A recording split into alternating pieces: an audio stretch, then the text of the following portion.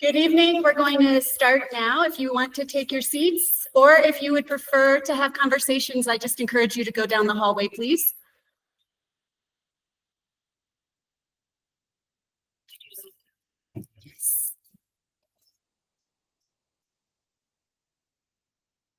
Thank you all for joining us this evening. My name is Kristen Kemp. I'm the Community Relations Manager for the Energy and Carbon Management Commission at the Department of Natural Resources for the state. Really sincerely appreciate you all coming out tonight. I know that you are eager and interested and potentially concerned, and we are here as your state regulatory agencies to help describe the role of state regulatory agencies as they pertain to geothermal regulations and policy. I also, before we dive in, I wanted to thank Mr. Brooker and the school here for hosting us. It mattered to us a lot to come be here in BV. And I wanted to mention, as a personal note to many of you, I'm guessing some of you have children who attend school here or neighbors. Congratulations a few years ago on the expansion of your beautiful facility, which I think many of you know was the recipient of a Department of Ed Building Excellent Schools Today grant, a $21.3 million grant, matched the bond that you all had the opportunity to vote on to make the expansion for your school community. And the Building Excellent Schools Today program is funded by the Department of Natural Resources State Land Board. So really wonderful that your local community was the recipient of such a large $21.3 million grant. And kudos for opening a school during the pandemic. As the mom of elementary school kids, I can imagine that was a tough period.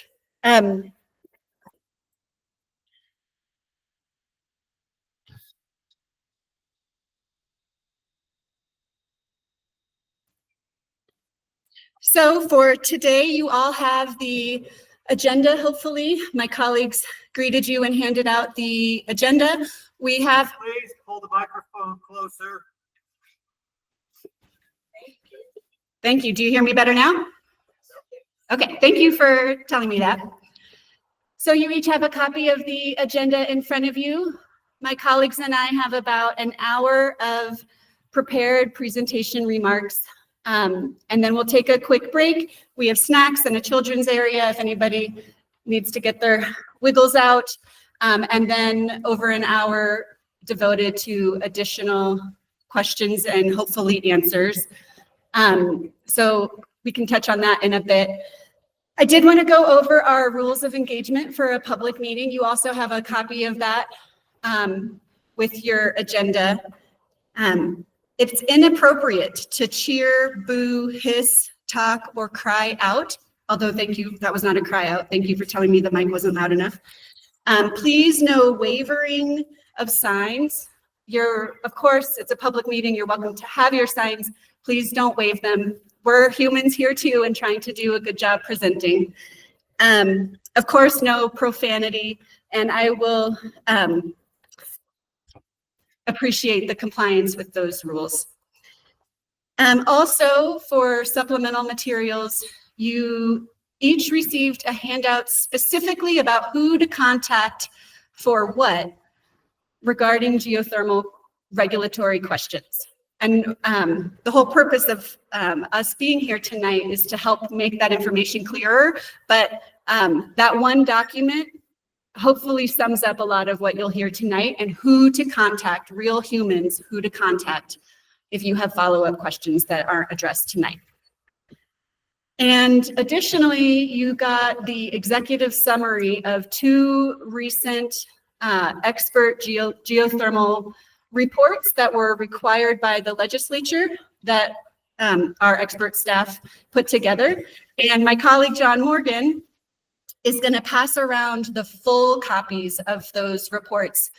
They're hefty, and so you all have a copy of the executive summary, but if you're interested in reading the full report, like my new acquaintance, Dave, who's working on his PhD, This is a printed copy, and also, of course, it's publicly available on our website.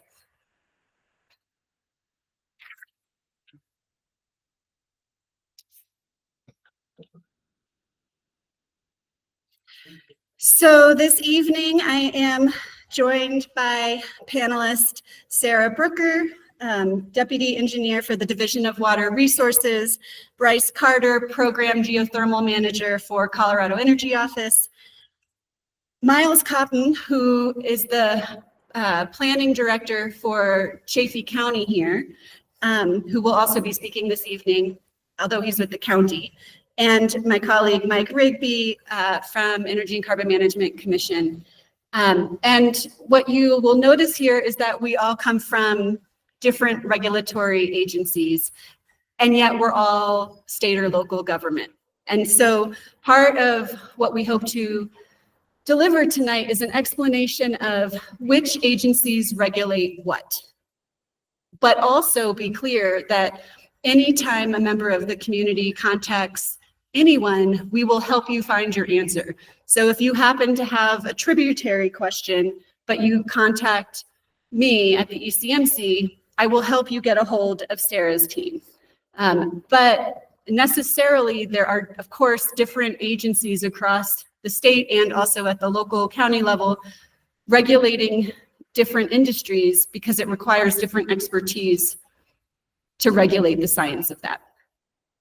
I'd also like to thank BV Officer Hoffman for being present tonight. He's over there in the corner, so thank you very much for supporting our local community.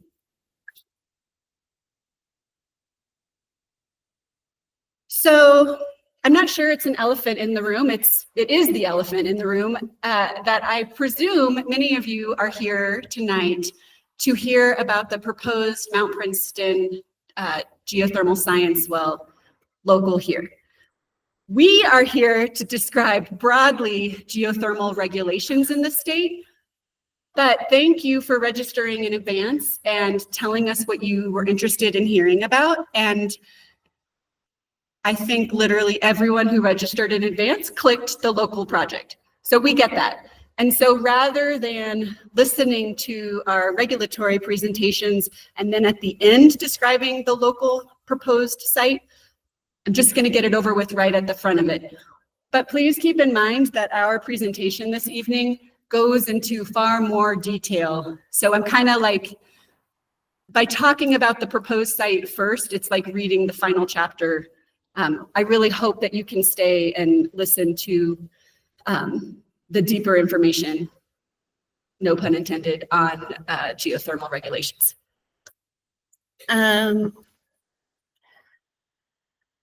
It's also clear to me as the community relations manager for ECMC that there is significant misinformation or confusion about this proposed site. And so we hope to address some of that.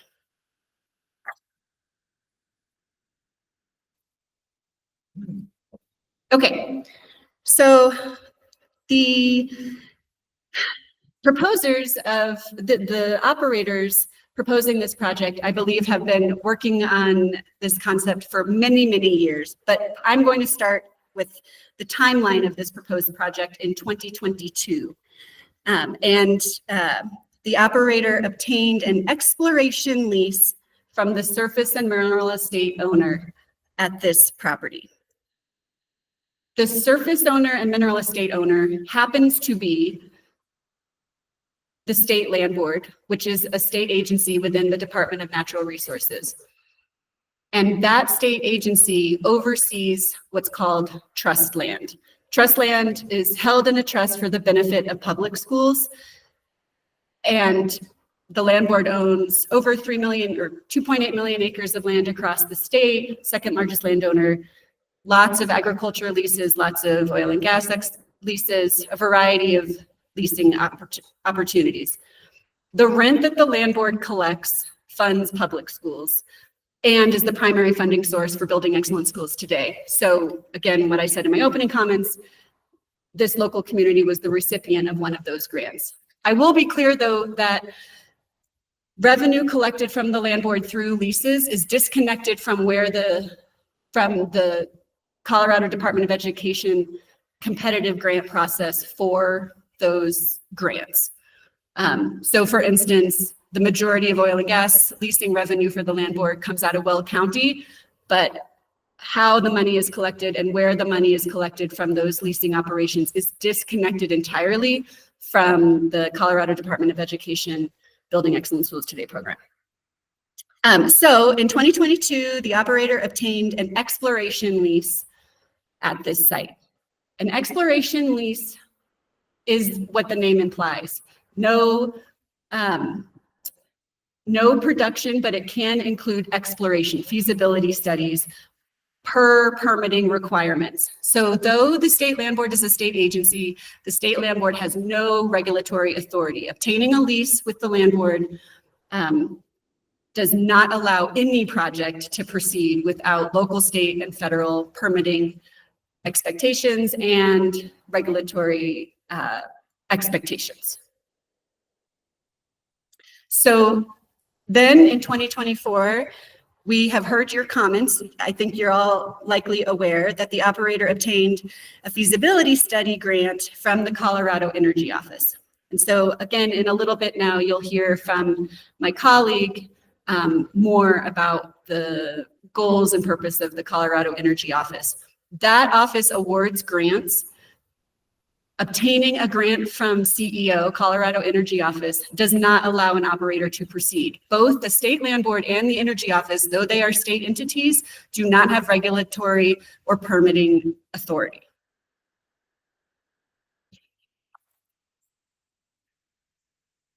So now we're here. This is obviously an accelerated timeline, March 2025. The next step, if this project were to proceed, is the operator would need to become registered with the Energy and Carbon Management Commission, who is the regulatory authority for deep geothermal. And then after becoming a registered operator and completing those steps thoroughly, then they can apply for a permit for their test science well, because again, previously I was saying this is the exploration feasibility phase, right?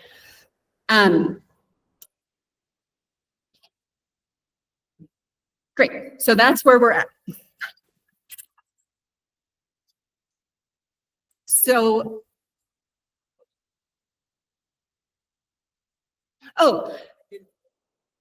also, I'm sorry I didn't say at the start, I am recording this and the full slide deck and the recording will be posted, not tomorrow, but I'll probably do it on Friday. So in case you're taking notes, it will all be posted. So where we're at now is a permit application has not yet even been submitted. I think there is significant confusion based on the questions we've received to date that the permitting application process is somewhere other than it really is in reality. ECMC, as the Deep Geothermal Regulatory Authority, has not yet received an application. So no permits have been even reviewed, let alone granted. I just want to pause on that and level set on that. If the operator chooses to proceed, they'll become a registered operator, do the steps to do that. If successful with that step, the operator can submit a science well application permit for feasibility. And of course, that includes a rigorous review under our protective permitting regulations and our public process. And again, my colleagues are going to describe that in detail, but I'm just giving a snapshot right now. So then, upon becoming the registered operator and successfully submitting the application, they can obtain the lease extension from the landowner through their public process. Then, this is clicking along. Yep. Local authority And like I mentioned, your planning director, Miles Cotton, is here. So he'll speak to the local permitting process as well. There is local authority and local permitting factors concurrent with state factors. And then they can, upon all of those steps being met, drill their science well to gather and analyze data and complete the exploration feasibility studies. And then if that is successful, coordinate more permitting. And then after that, would move, assuming that the feasibility and exploration work is positive, the operator has the choice to continue to attempt to proceed through the permitting process for geothermal. And then the process basically starts over again. They would need to apply for the production lease with the surface and mineral estate loaner, go through another round of permitting, and all of that is a public process. And again, we're going to talk through that process in detail. This is just a snapshot.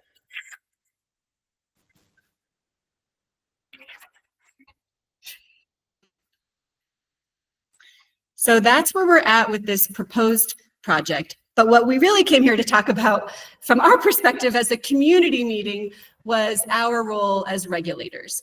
I want to be clear that this is not a public comment meeting because there's nothing in front of us as a permitting agency to receive comments on, if that makes sense. So we very much welcome questions that we hope that we can answer, and you have a QR code to make it easier to submit your questions to us.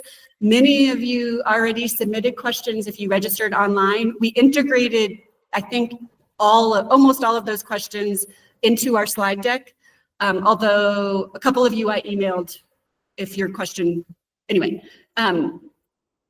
So I just need to be clear, though, that because there's no permit application under review by us, this is not a public comment meeting. There's plenty of future opportunities to provide public comment through a permitting process if we get to that phase. But right now, this is an informational meeting. There's no decision being made tonight. Our commissioners aren't here. We are staff sharing with you all about our process. So with that, I am going to turn it over to my colleague Bryce Carter with CEO. And then I'll.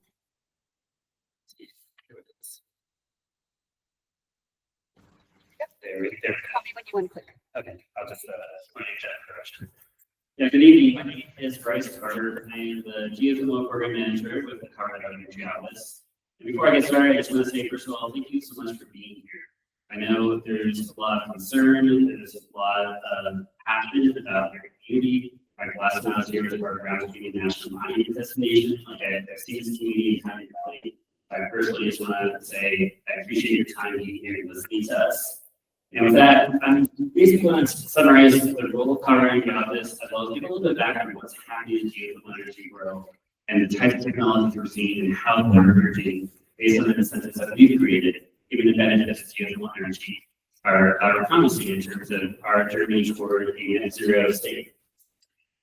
Go ahead. So first and foremost, to emphasize again, Colorado Energy Office is a non-regulatory agency. Our mission is to reduce greenhouse gas emissions and consumer energy costs by advancing clean energy, energy efficiency, and zero emissions vehicles to benefit all Coloradans. Our vision is a prosperous energy future for Colorado, and that's impact we're trying to establish is helping support economic benefits, environmental benefits, and community benefits.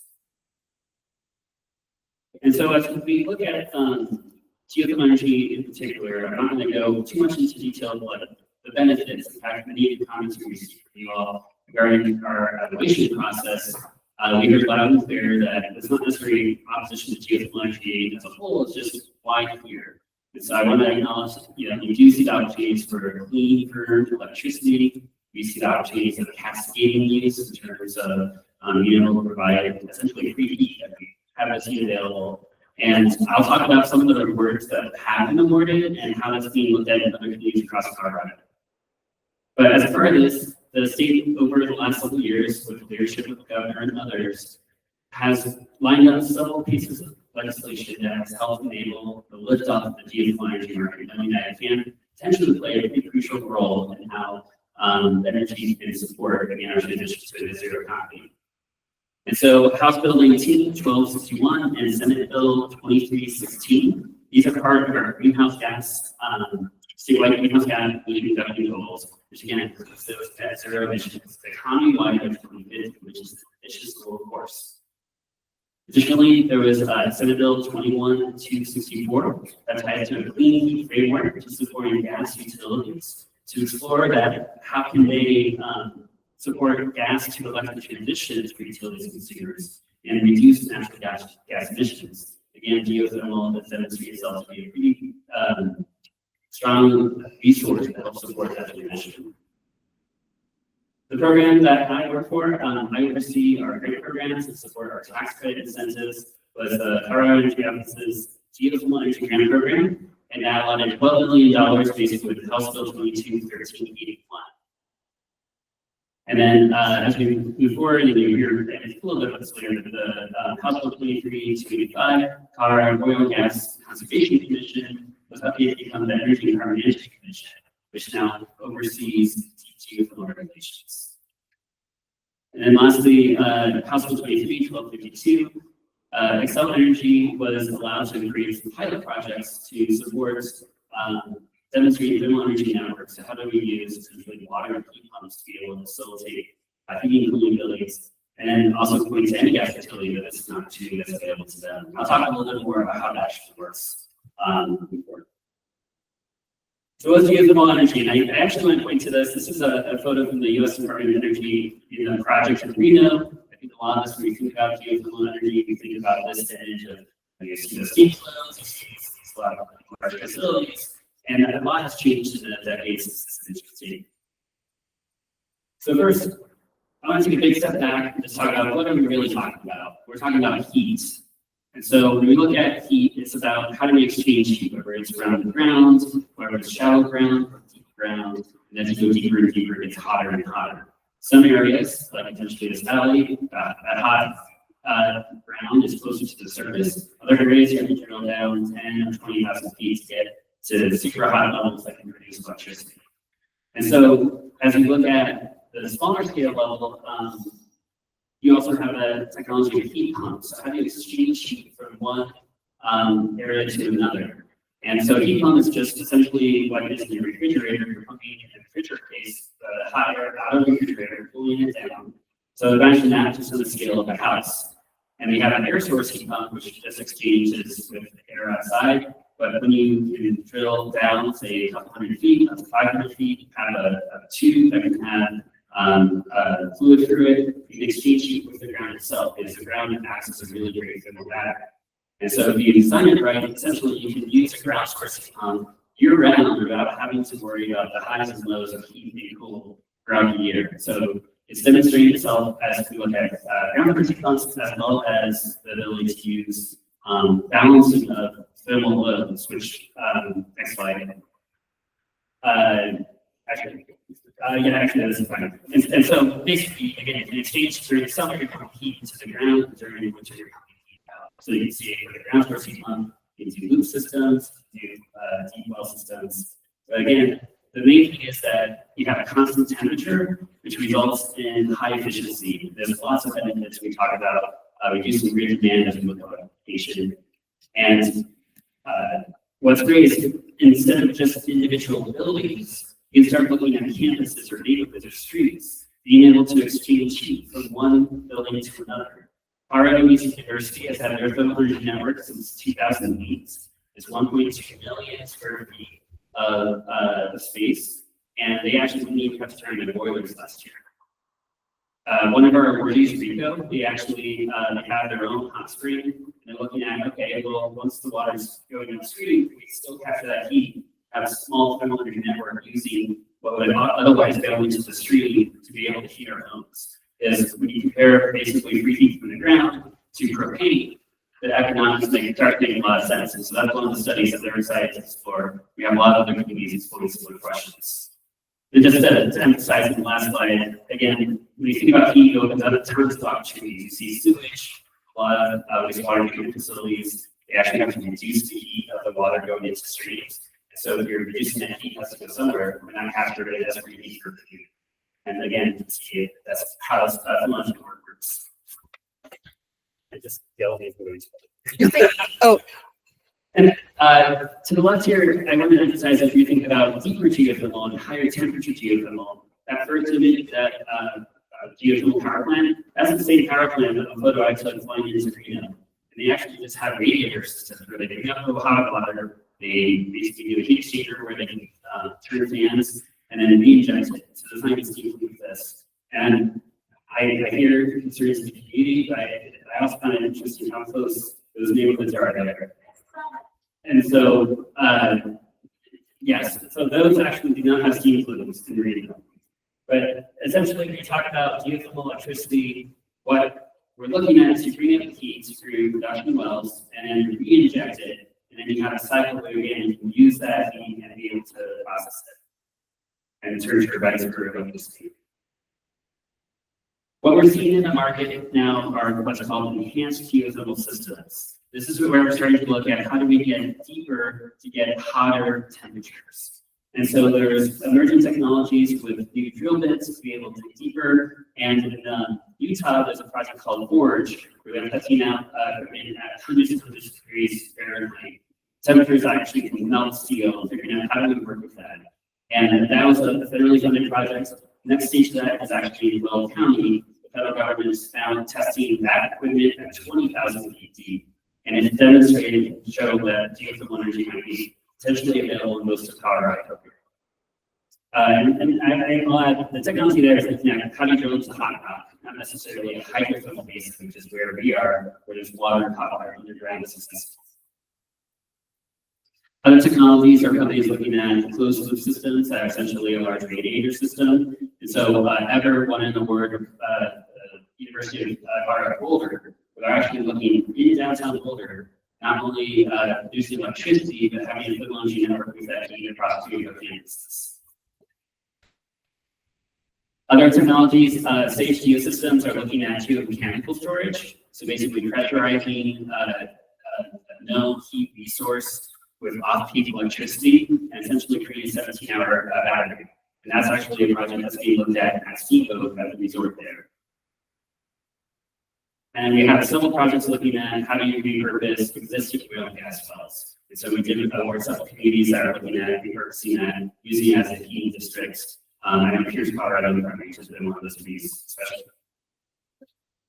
So again, just a quick background of some of the technologies we're seeing.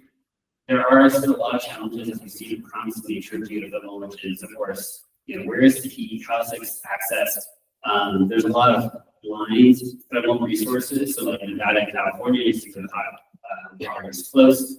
Where you dig down thousands of feet, there's a lot of available resources that we just don't know unless we drill. And so certainly there is a lot of interest in this valley as we look at the ridge from really Steamboat all the way down to Mexico.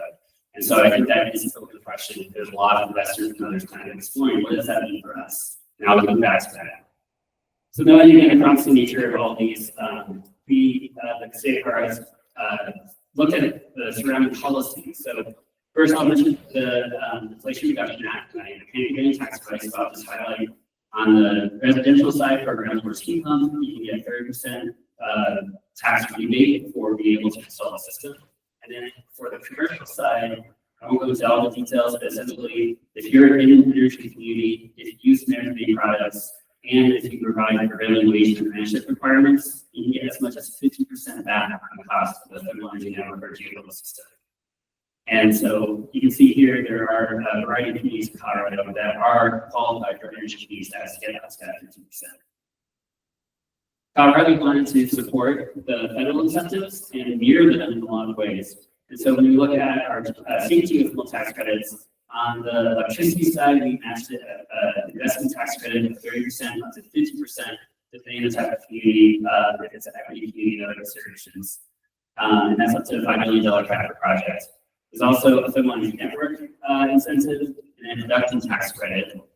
And then there's for thermal energy network, or sorry, single structure, it's a multiplier for residential unit, or there's calculations tied to non-commercial, non-residential building. Also, step added with the ground diversity months. You have to be a certified installer to be able to leverage this tax credit that we got in the state. So to wrap up, we did it for our first funding round of the Geothermal Energy Grant Program award. We're 35 projects, $7.7 million. As you can see, they are all across the state, leveraging different thermal resources. A lot of thermal energy networks in community district heating. We have several geothermal electricity grants as well. So there was certainly a project here, as well as in Southwest, we have pretty well. Steamboat, and certainly there's still a lot of interest in just exploring the resources across the state. And so what I'll say is with the award that was given specific to Mount Princeton Geothermal, we did award a $500,000 reimbursable grant. What that means is that work has to be performed and then documented and invoiced to us to be reimbursed. That work cannot kind of commence until project is properly permitted, which you hear all about in the following meeting from our other representatives. The project objectives to the application that we received was resource confirmation, drill and test, 2 to 3 confirmation wells, perform hydrogeological testing, data collection analysis, and a feasibility report. And so for us, as our evaluation team looked at this project, and I will acknowledge we did receive letters of opposition, we include that as part of our considerations. And we did acknowledge the need for additional engagement with the community as a part of that process. But we did also see that there is a highly qualified site, there is knowledgeable expertise, and a potential for significant community benefits. But again, bottom line is that that does not include the permitting process, which includes public voices, having you all be able to speak up and offer your voice and provide feedback as part of the permitting process. And so if that doesn't happen, then this money is going to go back into the pot. So again, beyond just this money being available, no other decisions have been made. And again, you'll hear more about the process with others. So with that, I'm going to pass it on. Thank you. So now my colleague, Mr. Rigby, is going to present on the energy and carbon management's role as the state regulator of deep geothermal. And so, as your agenda indicates, we just switched from Colorado Energy Office describing geothermal, and now we're getting into the regulatory protective measures. Hello, I'm Michael Rigby with the Energy and Carbon Management Commission. I essentially work on non-oil and gas things for the commission. And I'm going to talk to you kind of about the work we've been doing over the last few years and the regulatory process we have in place. And we can go from there. So I wanted to start with really the core of what we try to do. It's our mission. It is to regulate the development of these different activities. The activities we regulate are oil and gas, deep geothermal, carbon storage, and underground natural gas storage, and in a manner that protects public health, safety, welfare, the environment, and wildlife resources. We have a pretty large staff mainly because of oil and gas. We can get that straight. We have about 45,000 oil and gas wells in the state, and many of our staff are working on those wells, but also these up-and-coming geothermal wells, carbon storage wells, and other operations. And we have engineers, environmental scientists, geologists, environmental protection specialists, field inspectors, community relations professionals, financial staff, reclamation specialists that are experts in reclaiming land, and others. And I'm going to skip through this quick, but basically, our commission came about in 1927. The first oil well was drilled all the way back in 1862. We grew to have an actual commission of decision makers in 1951. And go to the next slide. More has been happening in more recent times. And in 2011 and 2013, we implemented first in nation or among the first in nation protective measures related to oil and gas. In 2019, our mission was changed to really increase our protections for public health, safety, and welfare. And building on that pretty large change in 2019, our oversight was expanded by that law into deep geothermal and carbon storage. Okay, slide. So what do? We establish rules and regulations based on the different industries we regulate. We inspect operator sites to ensure compliance with those rules and regulations. And we enforce those rules and regulations if operators are not compliant. And we also engage potential impacted communities to try to really talk through what we do. And that's part of what we're here tonight. So let's shift to geothermal because I know that's what this topic is again. So obviously there's been increasing interest in deep geothermal development, really in the state, the nation, and the world. It's really across many countries, not just ours, and in numerous states.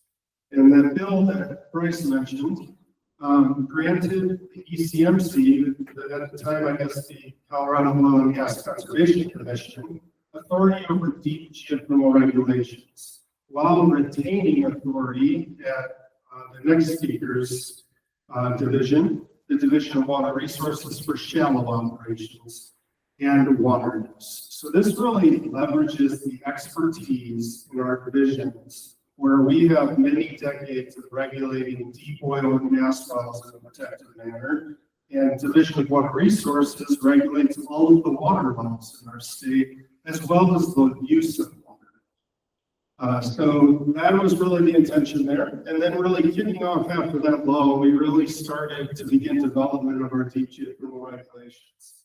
And really with a large variety of stakeholders, from local governments to universities to environmental organizations, wildlife organizations, other state and federal agencies, other even countries doing similar things, trying to figure out what's the best way to do deep geothermal regulations, building upon our expertise of knowing how deep wells are drilled and how we regulate the oil and gas industry. So that led to a rulemaking in August of last year, and the rules were adopted. And we also, at the same time last year, we're working on two different studies. One is a resource study, and then the other is a regulatory study to further refine our approaches.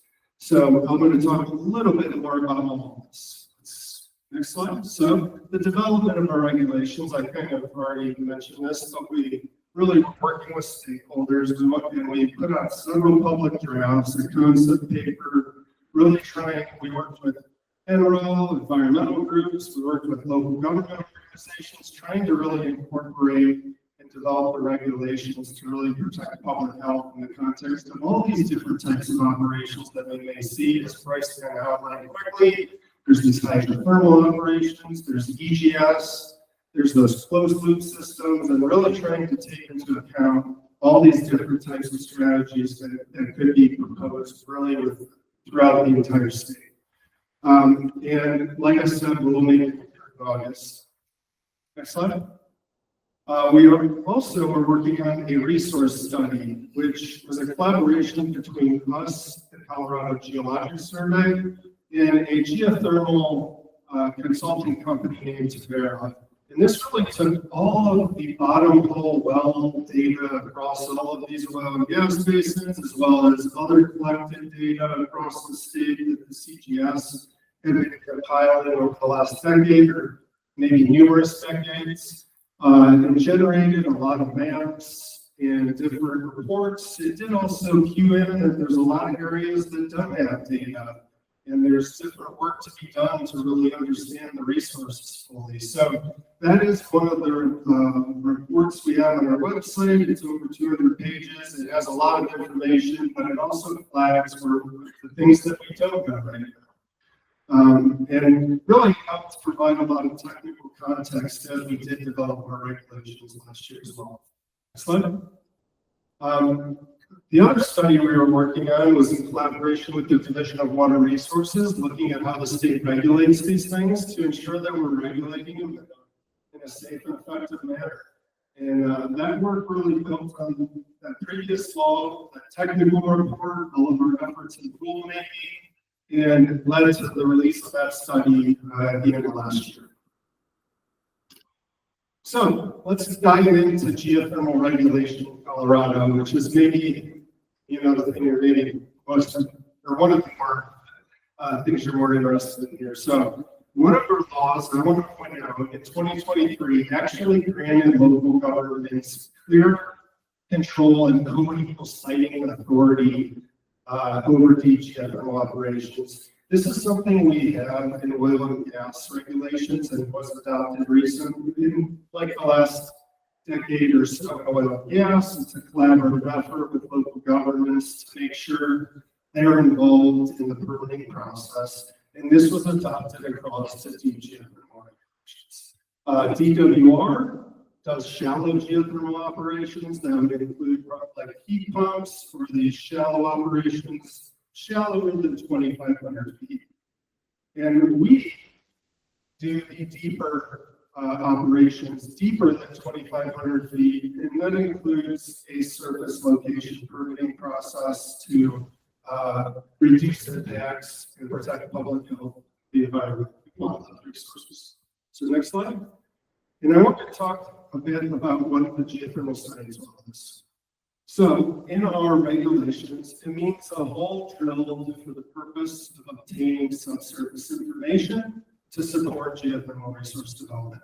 It is in no way a geothermal well. I want to just make sure that's clear. And we can permit science wells, and there is a public process included in the permitting of these science wells, and I'll go in a little bit more depth of what that is.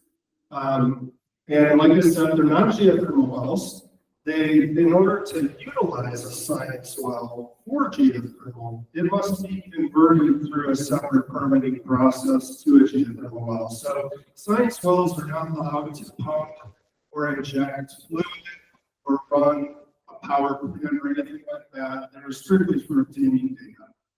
And like I said, must be converted to geothermal use prior to being used. And we definitely will take a lot of questions later. I'm going to keep pumping through that question. I'm happy to answer any questions. Okay. A science well can be any depth.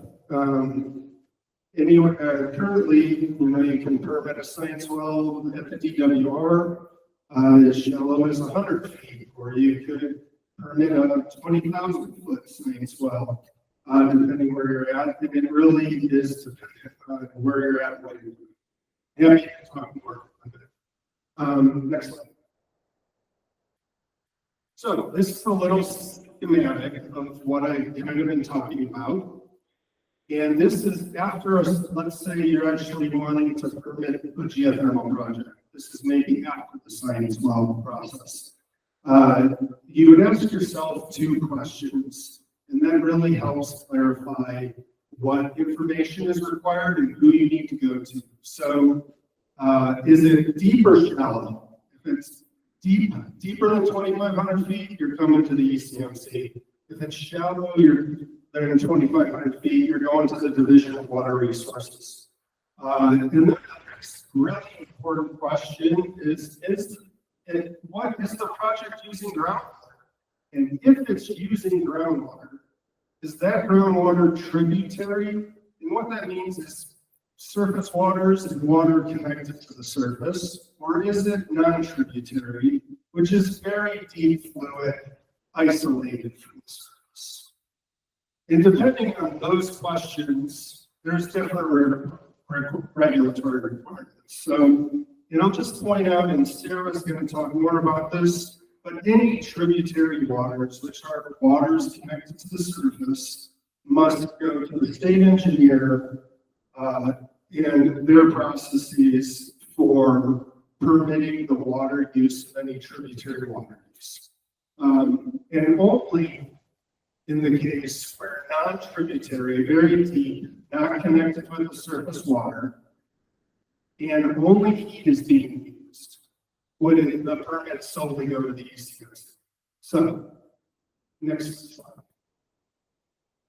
So let's talk a little bit about our regulations, and they're pretty expansive. Quite frankly, they're, I want to say 70 pages or something like that. So I'm not going to talk about them all. But the rules were developed to regulate deep geothermal operations in a protected manner. There's an administrative permitting process with the option to elevate to a public hearing. And the rules really address from the beginning to the very end of a project. It starts with science wells, to the permitting, to even production and injection wells, to the operations of these projects and monitoring these projects, to plugging and abandoning and reclaiming these projects. So there's this really long list of the items covered in our rules. And many of these things were set up with all the lessons learned of drilling deep oil and gas wells and the different challenges and issues that came up throughout really the history of that development. Next slide. So let's do a little permitting summary. What is a geothermal permit at the ECMC? It has two main components and then a third component depending if it's not tributary or tributary. So the first is a wellbore information. This includes how you're constructing the wellbore, how you're maintaining integrity of the wellbore, how you're drilling the wellbore, and all the details of the proposed work of that well. Then there is kind of like a surface impact information, and this is the permit of the surface, what is commonly called the pad. And really, like, this could include just different measures and protections to protect all of the surface, public, the environment, wildlife resources, and minimize any adverse impacts. So this includes like surface equipment lists, list of location, layout drawings, wildlife habitat map. If you're near a DI community in our state, it includes those maps. Mitigation plans for noise, light, odor, and dust, and other items. Again, there's an expansive list of items that's looked at and covered throughout this process. And this third aspect is geothermal resource information. So if it is a deep project utilizing non-tributary resources that are not connected to the surface, those types of resources are a property right to the surface. And part of our mission is to protect the rights of the property owners involved in these processes. So if you're using very deep geothermal resources that are not tributary, then they would include how you're going to work with all the owners of those projects and a plan for how the project forward in that regard. Of note, though, and there can be deep tributary projects. When there is a deep tributary project, this is not required because the tributary use of the resource is done through what is coded into our Constitution and the Division of Water Resources and the protection of our water resources. And so tributary projects, the water use is done with the DWR. All right, next one. So first step in kind of permitting a deep geothermal operation. There's pre-application consultation requirements where any applicant of any well must reach out and consult with everybody nearby, all the impacted state and federal agencies that can include EPA, CPW for wildlife issues, CDPHE, it could be the state land board, the Division of Water Resources, and really making sure before we even get started that everyone is being contacted and talked to. Next slide. And as I alluded, it also includes local governance. So we have rules pertaining to how every applicant must reach out to the local government, talk through any local processes that need to be addressed. And as I mentioned, there's the legal siting authority coded in our law from that 2023 law. And local governments can create their own siting regulations. That was put in the 2023 law, extending something that we had in place for oil and gas operations. And then, at the request of the local government, we will provide technical assistance really concerning what our regulations do and how they can really work with us and how they can work within our processes. Next. So after that, the operator can submit the application.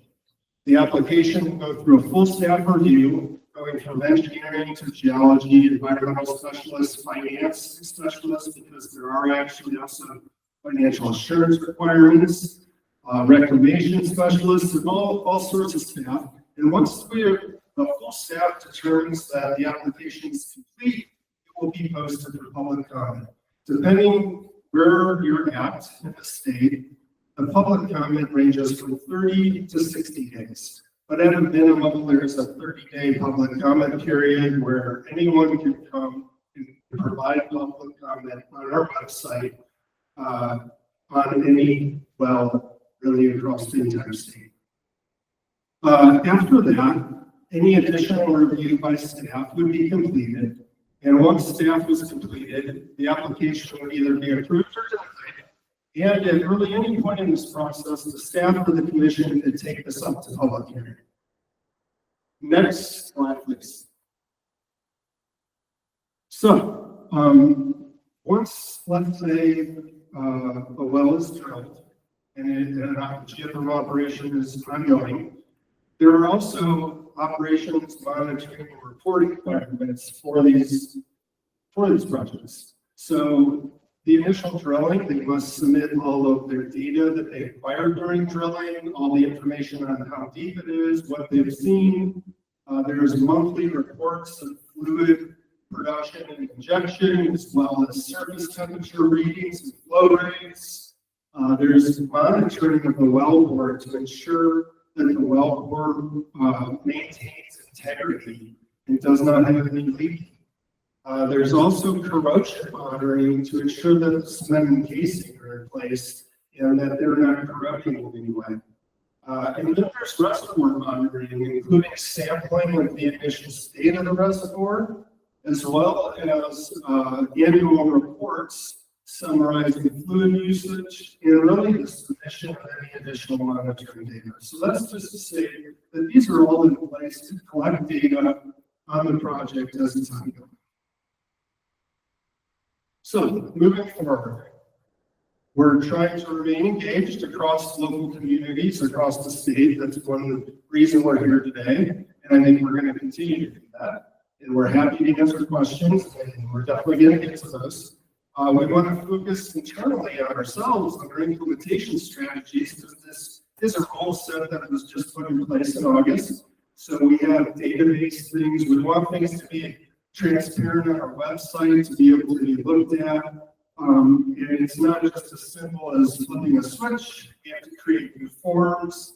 We have to create different things on our map layers so that things can show up more easily. So we're really focusing on making our process more accessible and understandable to all. And that's a big focus of what we're doing now.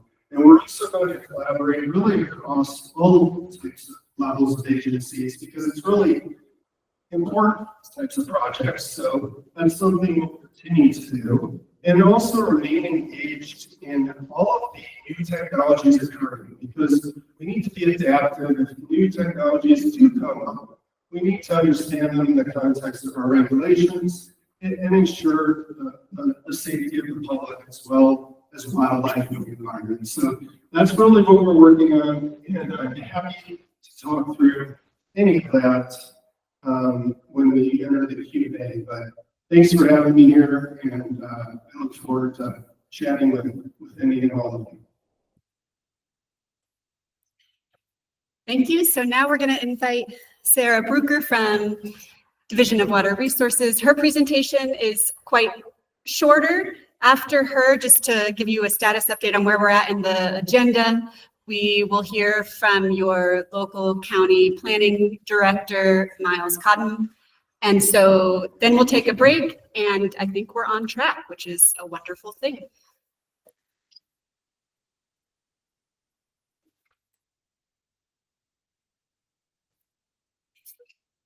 So My name is Sarah Parker. I'm Deputy State Engineer in the Colorado Division of Water Resources. And for those of you who aren't familiar with the Division of Water Resources, basically our agency administers the waters of the state of Colorado in accordance with the Colorado Constitution, water by statutes, water court decrees, and rules promulgated by the state engineer.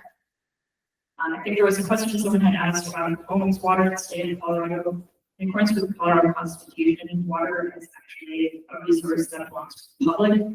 So we can issue, or can issue a water right, or we can issue a well permit. That's a use of refractory right. So it gives you the right to use the water. The water still is owned and belongs to the public in the state of Colorado. So some of the things that our office does more specifically, we mentioned we issue water well permits. We measure stream flows. So we have a lot of data that's available to the public on our websites, and we also issue licenses for water well contractors. We have board examiners that ensures that those wells are being constructed in accordance with the rules to protect aquifers and ensure that the wells are safe. So like Mike talked about, Division of Water Resources has the regulatory authority over shallow geothermal operations, which are those less than 2,500 feet. However, we are still involved in deep geothermal operations. By ECMC rules, they are required to consult with our agency on the deep geothermal operation application that they receive. So for that consultation process, we would look at are there any water rights nearby that may be impacted, and wells nearby that may be impacted hot springs. And we would like ECMC to look at those potential impacts. One of the other important aspects of that consultation would be determining whether that water is tributary or not tributary. The state of Colorado, there is a presumption that all water is tributary. So a geothermal operation is extremely deep, 2,000 feet deep. It wouldn't be assumed that water is not tributary or not connected to the surface. The presumption would actually be that it is tributary. They would have to prove that it's not tributary. Statutes, the Geothermal Resource Act has a variety of ways to prove that that water is non-tributary. So they can go to the water report and present evidence as part of the water report process that that water is not.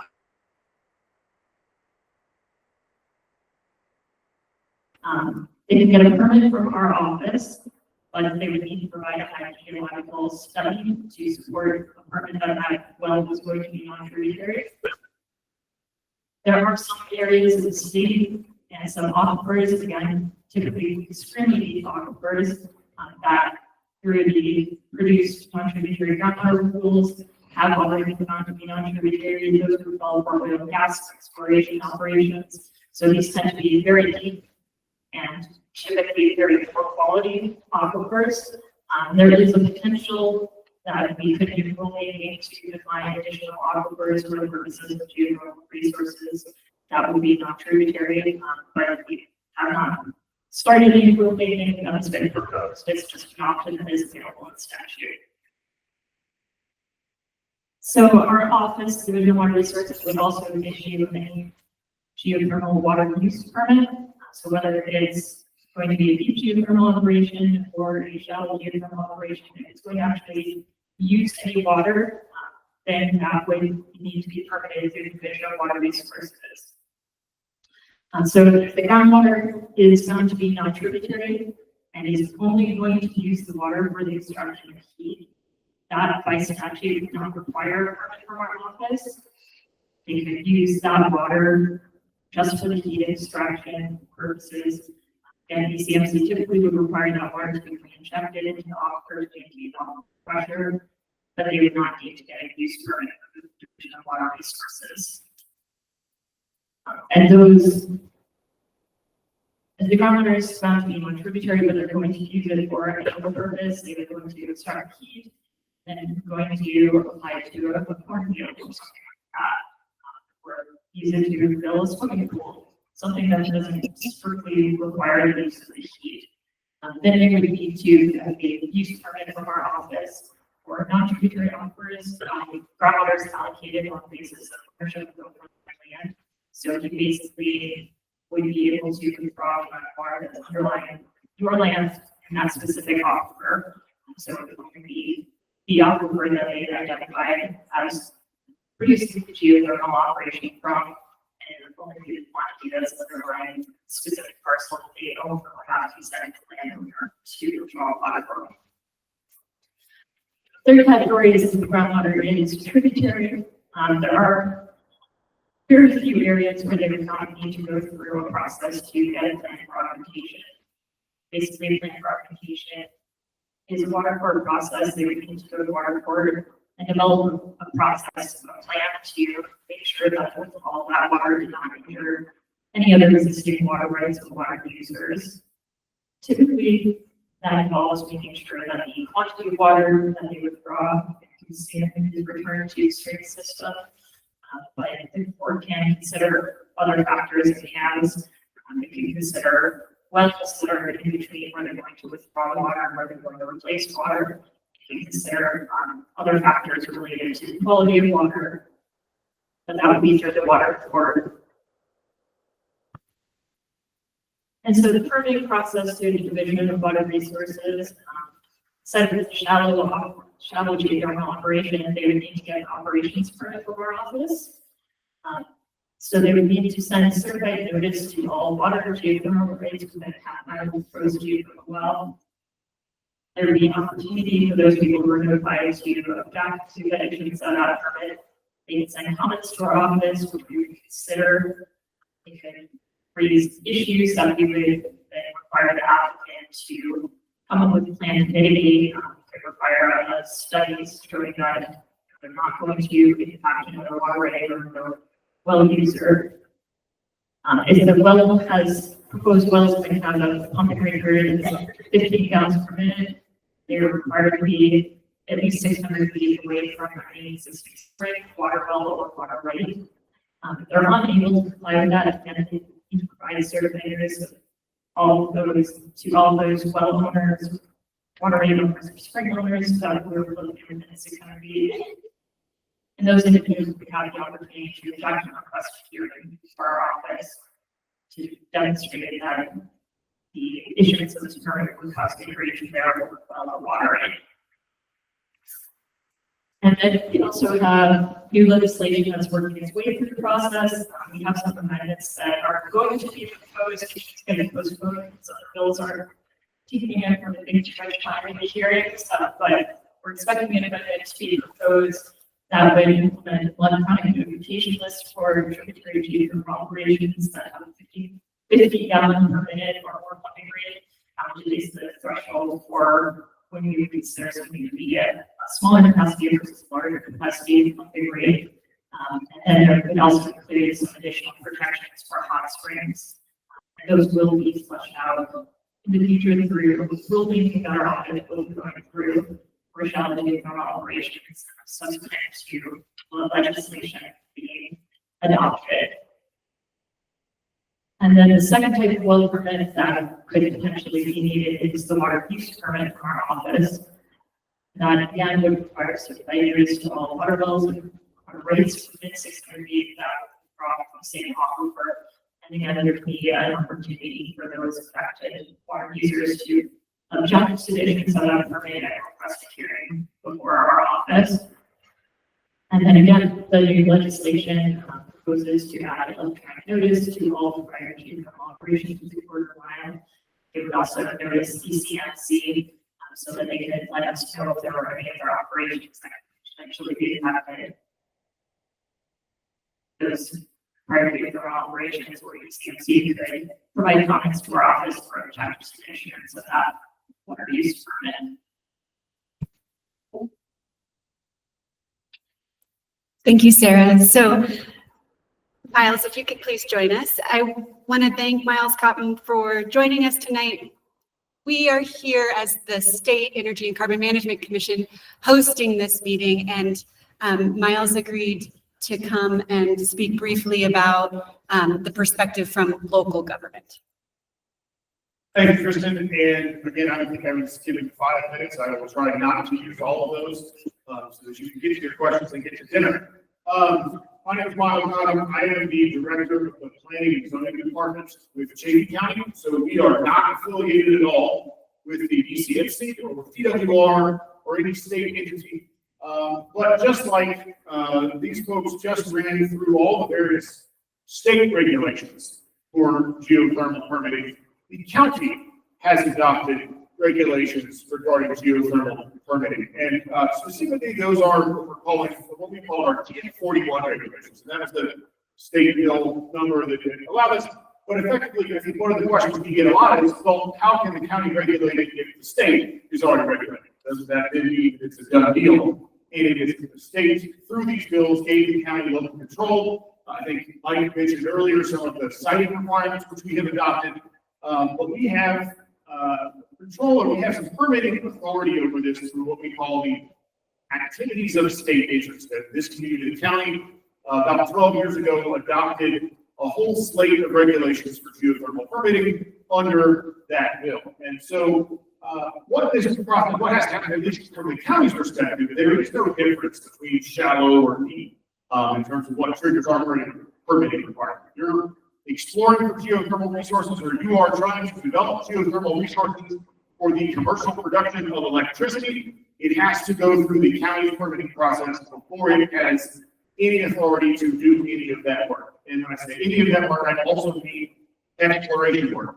So we talk about those science wells or test wells, or even seismic activity to try to locate any of these resources. All of that is covered under our 1041 permit applications, and any applicant would have to, for the exploration part, file an activity notice, or file an application and activity notice with the county, which then has to be reviewed. And if that is approved, then they would be allowed to at least do the exploration process, so long as they meet all of the requirements under the 1041 permit requirements for exploration. And then if they're actually moving forward with any kind of permitting or any kind of facility or operation or anything more than just exploration, the whole regulatory package kicks in, and that has to go through an initial planning and zoning department staff review. It has to go to a review by the county planning commission for recommendations there, and then it has to ultimately be approved by the board of county officials. Those letters are public processes, those are public hearings. They've got to go through the whole notification process and all of that. So I recognize this is not my meeting tonight, but I did want to, I was asked to show just to say, hey, in addition to all that stuff, the county also maintains independent permitting authority over this area as well. And it is not simply one where if they get a state permit, then ours is a done deal. They are separate, and then if any agency looking to do this type of work would have to have approval from all those various organizations independently.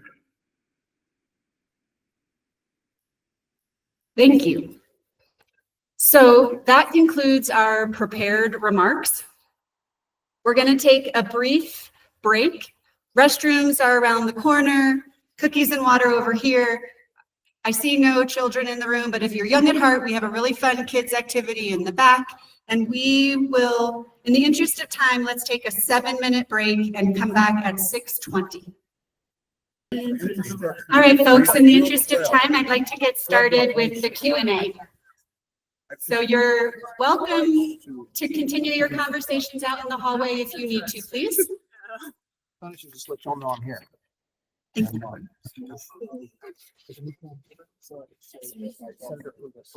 So we're going to go through the questions in the order in which we receive them. And let me also mention I'm still recording, so this portion of the meeting will also be part of the public record that I'll post on the website. So some of you submitted questions in advance. We integrated almost all of those into the presentation you just heard, but the ones that we didn't, I will go through, and then, so I'll run through these. And then thank you. I have been watching the beautiful technology of QR codes, your questions populating through, so then we'll go through those. So one question that we got in advance was about sound levels. There is a noise mitigation plan, and that's part of the ECMC Form 2G.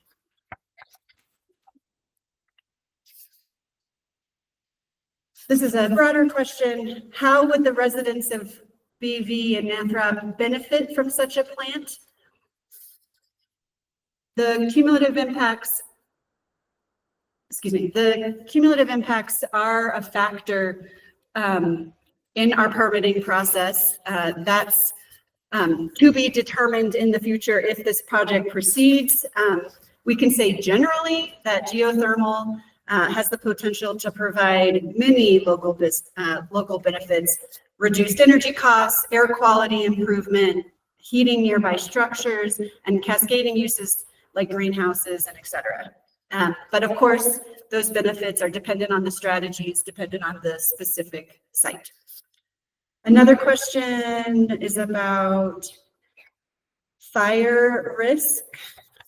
And we weren't certain what the question was asking, but if you were referring to the use of these chemicals as a working fluid in a turbine, the type of a turbine used is project specific. The fluid is isolated within the turbine and not transported elsewhere. Another specific question was, what is projected energy demand for data centers in Colorado? What other areas of Colorado are being considered? We tried to get an answer to that first question, and there are a few examples, like from as low as a few megawatts, like Google's project, all the way up to a whole gigawatt.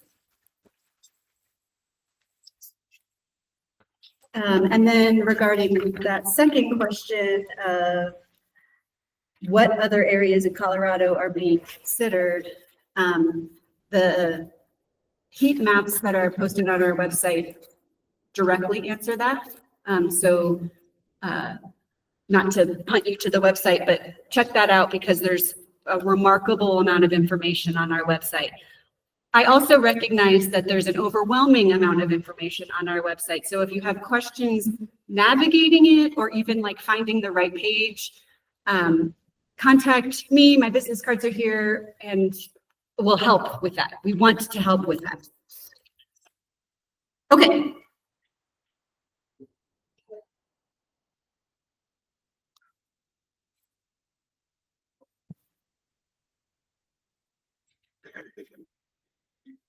Let me just get myself situated a little bit.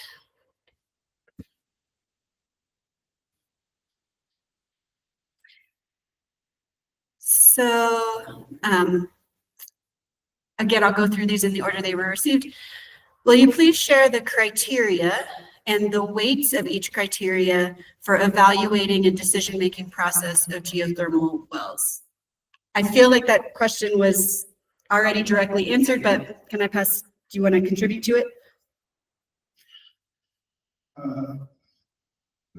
So it'll depend on the well and the project, but there's a thorough review of all aspects of it, including comments from the public as well as the proposed mitigation measures and safety measures within the permit and must abide by all of the established regulations.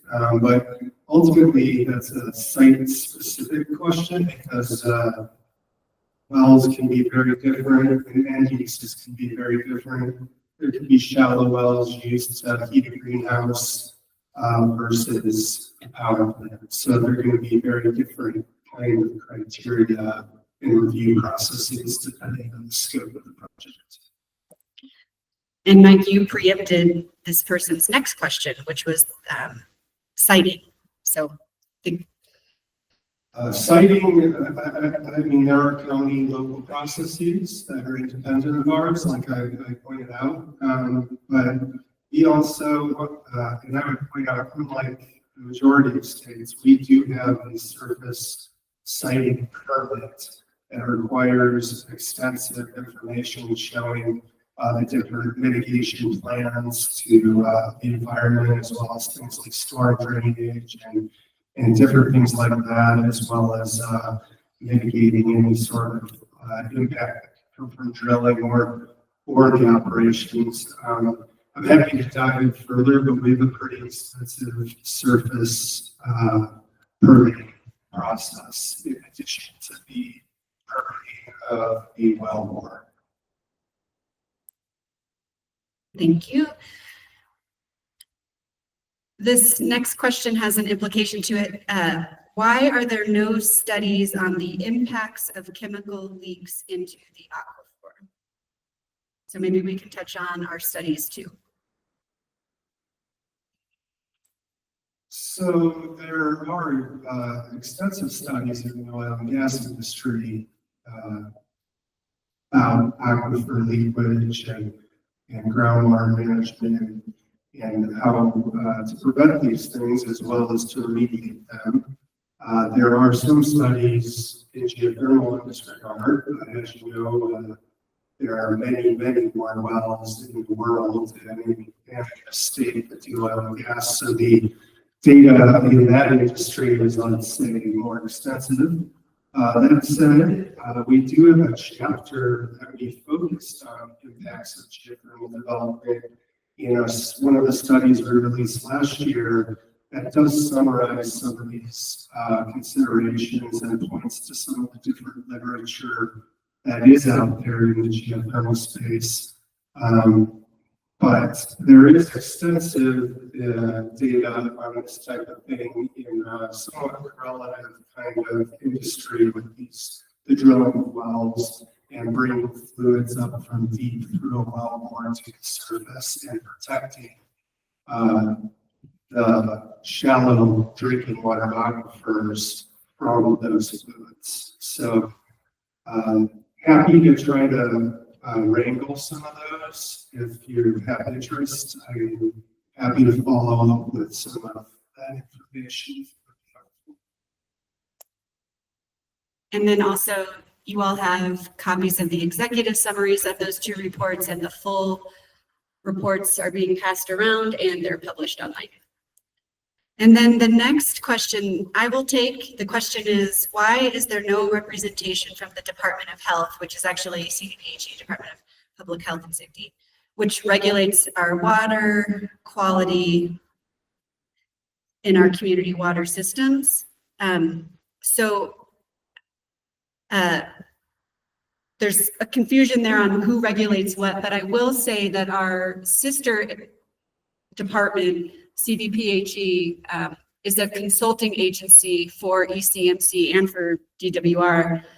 And like we were mentioning, different regulatory agencies have the expertise to regulate the different components of these industries. That's a great point. I didn't think to invite CDPHE here tonight. Oh. I want to specifically point out in our pre-consultation and our permitting process, CDPHE is explicitly involved there, attends the pre-consultation. And we do work with the Water Quality Control Division. They are explicitly referenced in our results. And they are a close partner in protecting water quality, really everything we do from oil and gas to geothermal to carbon storage. And so they will be included in the permitting process. And that's part of our strategy is really to get all of these people included up front and get the input during the front part of that permitting process and make sure we are involving everyone who needs involved. And also thank you for the feedback. In hosting future community meetings, I will try to invite CDPHE as well. Our next question, I am going to curate a little bit. It's not entirely appropriate, but the question is, how did the Energy Office do your competitive grant application? And I'll put that to Bryce. So we held a competitive merit-based grant application process where applicants can come to us and say, we have this project and provide all the minimum information that we're looking for. Our criteria for our first round of the grant program included demonstration of need, project equity, project benefits, looking at the size of partnerships they have, is the project ready to go, project schedule, is this an innovative project, and risk mitigation. And so we had a panel of experts as part of our selection committee looking at all that information, using our request for application, which is available online, and we can share that link from the first round. It has all the details and the requirements. that were set to international standards when it comes to geothermal electricity. And so of our applications that we received, Mount Winston geothermal was one of them that met the criteria that we were looking for, that went through that criteria and received a passing score to be able to be awarded. And so similar to, of course, 35 other awardees as part of that competitive-based application process. And so generally that's how that happens. And yeah. And then I think that you just addressed this question. Can you define further highly qualified site for geothermal projects? And I think that this question is referring to the grant program, not the regulatory side. Sure. Well, certainly for us, we're looking for, it's the emerging market, and we want to demonstrate where are the heat resources, where are companies ready to begin to deploy technology. So the words that came through often are tied to, we know where the heat is, or we need confirmation on the confirmed heat that we suspect is there. We have off-takers potentially, so maybe there's a facility that can take that off, and I'm not just talking here about other words as well. And so, again, it was kind of looking at the whole ecosystem of benefits of what that means to help support a site, knowing that, as we see in other markets, once you have that demonstration of technology with thermal resources there, we see companies come in and invest. And so part of thinking of the project here is, test well, being able to demonstrate that heat doesn't necessarily mean projects happening here, but it opens up the value that heading on, of course, again, community feedback and permitting to knowing that there might be other opportunities to explore. And Bryce, I don't know if you can answer this question now, or we can follow up. The question is, when a recipient receives a grant from CEO, how much of that money goes toward the due diligence listed in your presentation regarding this specific project? So again, for our process, we looked at international standards as kind of our baseline requirements. We also have made it clear to our awardees that our baseline requirements do not necessarily directly reflect ECMC, which is typically more stringent than what international standards are. And so for us to enter into a contract after an award is made to be able to administer that grant, we work with our technical experts to make sure, again, all those minimum requirements are being met for the intention of the grant. And again, that's the first step of getting work down the road. So this next question reminds me of when I am at home and I personally text my daughters to their watches. Questions are anonymous, but this question is, will you come over to our Save Arc Valley or table after the presentation so we can at least have a dialogue about our concerns? And absolutely, we will come over. I hope you would agree, we're all in regular contact. And I would like to thank Mr. Blaine Clark for his leadership in helping facilitate, well, I guess I facilitated this meeting, but you invited us down here. I'll share, Mr. Clark asked to present at this meeting, and because this is a state meeting providing regulatory information, I did say no, but he has a booth here to provide his perspective if you would like to chat with him afterwards, and absolutely we will come back to your table.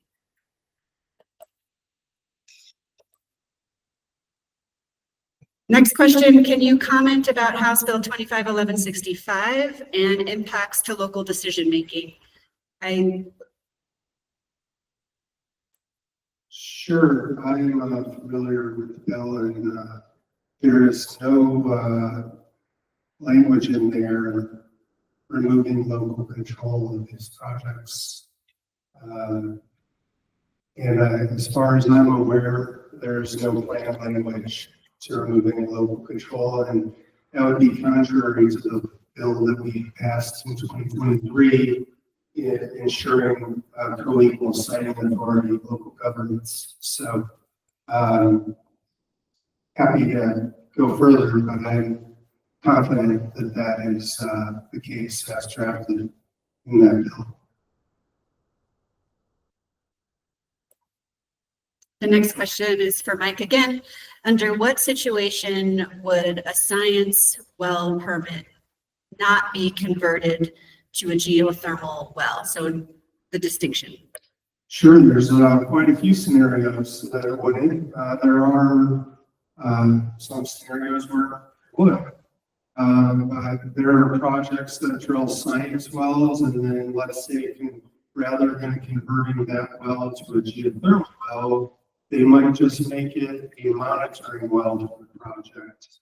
And that's really specific to the project and what they're doing. Of course, they could convert it to geothermal, or they could plug and abandon it and move along if the science and the data don't support the future of the project. So really the science well is a decision point. Is this something the operator wants to move forward on? They could, like, if the answer is no, then they wouldn't convert it. They would plug and abandon and reclaim the site per our regulations. And if the answer was yes, they could either convert it for geothermal use, or they could drill an additional well for geothermal use, but that would need a geothermal permit. And they could convert the science well to, let's say, be a monitoring well of the project. Because depending on some of these projects, many of them do have a dedicated monitoring well that isn't actually producing or injecting fluid. So it just depends. There's different ways that things could happen. It's very project dependent and dependent on the data acquired. But a science well in itself is a data gathering well. Thanks. The remainder of that question is a comment not appropriate, so I won't continue that. The next question, I think I'll punt to my colleague at the State Land Board, Ben Teschner. It's not actually a question, it's more of a comment, but I would like to curate the comment and have Ben please describe your leasing process and your role as the State Land Board, as the mineral estate owner and surface owner. Hi, I'm Ben Teschner. My title is the Solid Minerals Manager at the State Land Board. In practice, that means that I also work on geothermal projects for the State Land Board, of which there is one on State Land Board property, and it is the on Mount Ritz project here in Chatham County. The State Land Board exists at statehood. The State Land Board was formed at statehood to manage state trust lands for the benefit of public schools. And so our mission is to lease that land to help fund our public schools across Colorado and steward our lands for future generations, so that in 100 years, hopefully, and beyond, these lands are still available for the benefit of public schools. In 2022, we brought this lease before our board and asked them if they were interested in approving a geothermal lease on this property. Our board approved that lease, and that is the lease that exists today on the property. All of our lessees, whether it's geothermal or anything else, must go through state and local permitting processes, as you hear here. Did I quickly get it? I think so, thank you. And then the follow-up to this comment / question was, how does ECMC advertise public comment periods? So I think that the person asking this question may be conflating the leasing process with the State Land Board, which Ben just described, which is also a public process. And then we have the permitting side. In terms of advertising public comment, I don't think I would use the word advertising, but we are required to do notifications, the 30 or 60-day public comment window. If you signed up today and chose to share your email, which was entirely optional, we can add you to our list and then I can proactively communicate with you. But obviously I can't do that if you don't choose to share your email. Anything you want to add? I would say we do have an email list that gets notified, but additionally on our website, there's a permitting dashboard. We can share that link and you can, it basically is a dashboard of all the permits with a link to the information. So from its any of our applications from geothermal to oil and gas. So, and then There's a link on our website you can use and we can share it. I think the battery died, sorry. And I will add on to that answer. On our website, hearing agendas are posted in advance, but I get that you might not be, closely monitoring our website day to day. The ECMC has weekly hearings.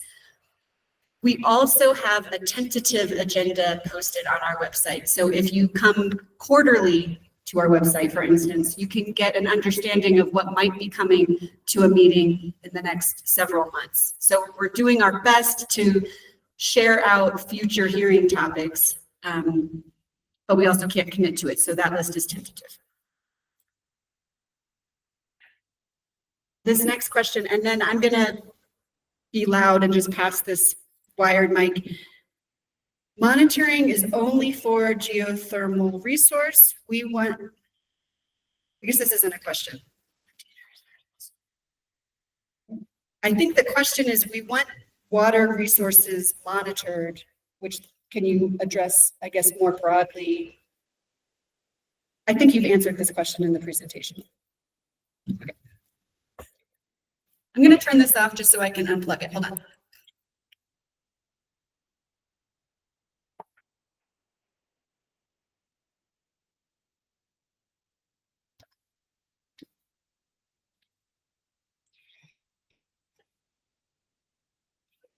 Okay, here's a specific question. Has the pre-application process been completed? So I'll pass this to Mike. Can you? the pre-application process for this science well is, I would say, starting to underway, but no application has been submitted and consultations still need to be completed across all of the required consultation parties, which is a large list of state and federal agencies, service owners, etc. So I would say no, it's not completed, but maybe it's starting, and once it's completed, an application can be drafted and submitted.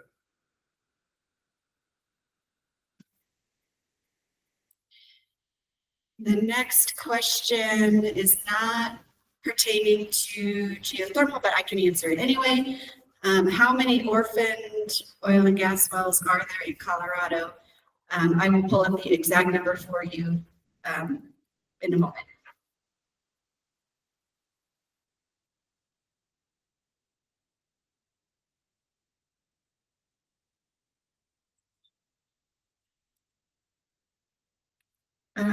This next question is, I think this next question is about the threshold of 600 feet. It's not exactly a question. Is there anything that you want to elaborate on with your reservoir thresholds? So the 600 foot, that's a horizontal distance from a well to well. It was adopted in statute in the 1970s. I'm not entirely certain why they decided on 600 feet for that noise. I guess there was some assumption that if you're more than 600 feet away from another well, that your pumping wasn't going to cause any impact. I'm not sure exactly how that was determined, but that's what's in the current statute. This next question is duplicative, but I'll just repeat it for the sake. Can you please elaborate on the community benefits? And we have answered that. What are potential downstream impacts to water quality? Is that something you?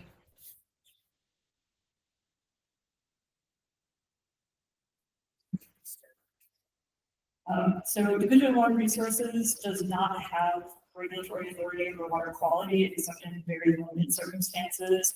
Geothermal operations would not be one of those. So again, that would be within the CDPHE's realm, or if we're talking about reinjection of fluids, that would actually fall under the EPA currently. I would just say, like I put out, we consult with the WQCD, and we are a implementing agency for the WQCD.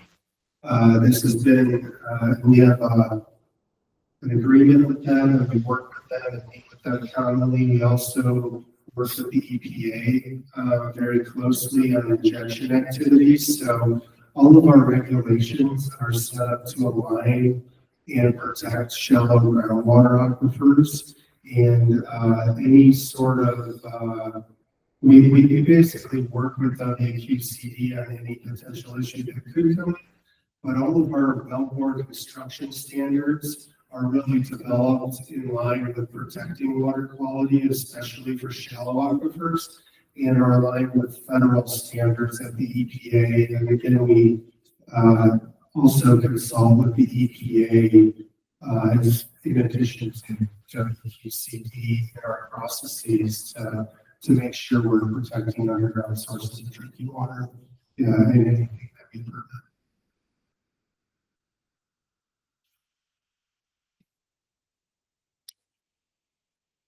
The next question, I think, Sarah, is for you. What recourse does a nearby homeowner have if their well runs dry?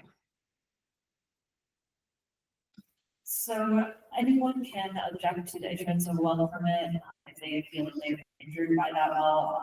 It's under the Administrative Procedures Act. You can basically submit a complaint, and you could request a hearing. Generally, we need to show that your well went dry because we issued a permit for another well. It's just a correlative effect, probably not going to be successful in that. But if you have documentation showing that your water level in your well has been at this level for the past 10 years, even in dry years, and then this new well went in next door, and now suddenly your well is dry, that would probably be fairly persuasive evidence. Again, that would go through a hearing process for our office, so we certainly can't guarantee any outcome of the figure out there whether they felt that that well permit should be revoked or modified in some way to reduce the public rate or some other mitigation effort for that. And the second part of the same question is, what recourse does a nearby homeowner have if they hear the plant, smell it, or are affected in any other way? And it depends on how the person is affected. There's plenty of recourse. So at the ECMC, we have an investigation request form that any member of the public can submit if you want to request an investigation. And our compliance staff respond to those inquiries within typically 2 days. It's actually on my team. We're the ones that receive your inquiry. We contact you. We inform you of when the compliance officer will do either a desktop review or an on-site review. And then if you're impacted in other ways, if you're concerned about an odor or public health, CDPHE, Oil and Gas Health Information and Response Program would be your best recourse.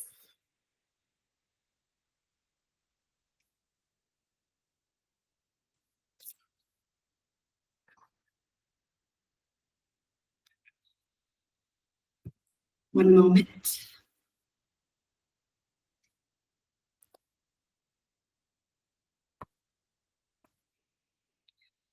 Okay.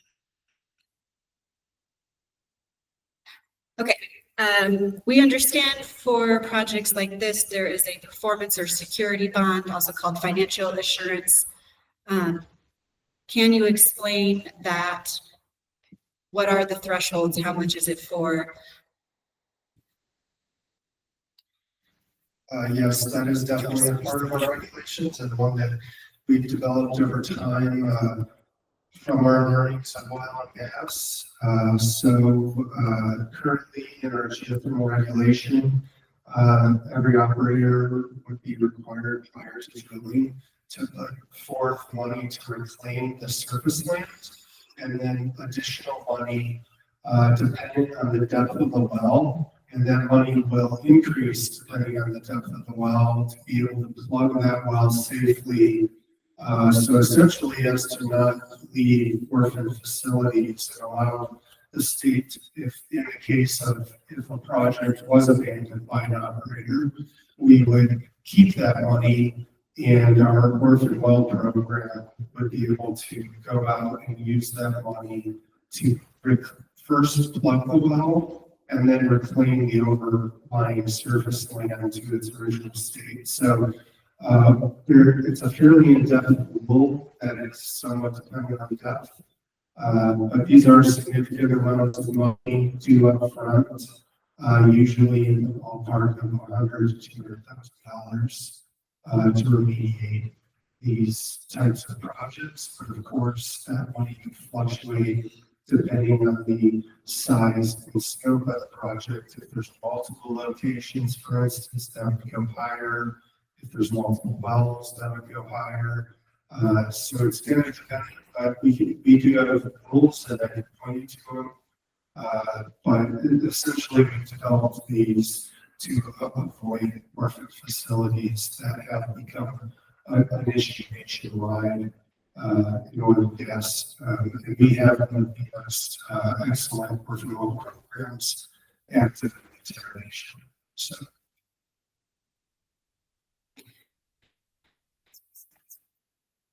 We're here today to talk about deep geothermal, but because we can also answer questions about orphan wells. So I pulled up the number. There are 962 unplugged orphan wells.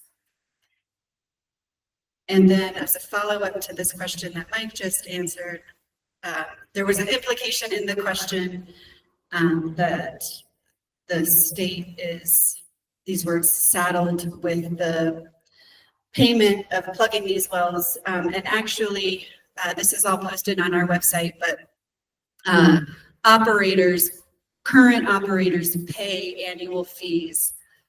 That pool of funding is what funds our orphan well mitigation enterprise. So glad to talk with you lots more about the orphan well mitigation enterprise at another time if you'd like.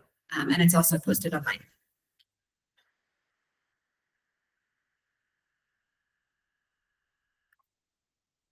I think this question is for Mike. Do we have different regulations for siting depending on the area?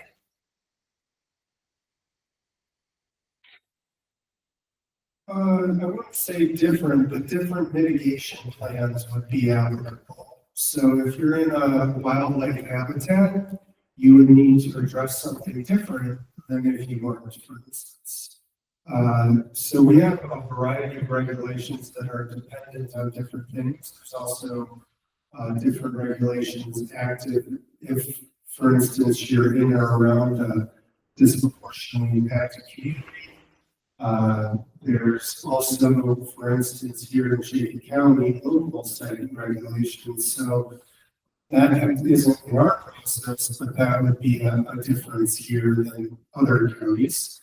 But there's several plans, maybe in the order of like 20 plans or something like that, that are very site specific and based on different things. And it's just a good example. We consult with Colorado Parks and Wildlife on any wildlife mitigation plan, and that will be site specific.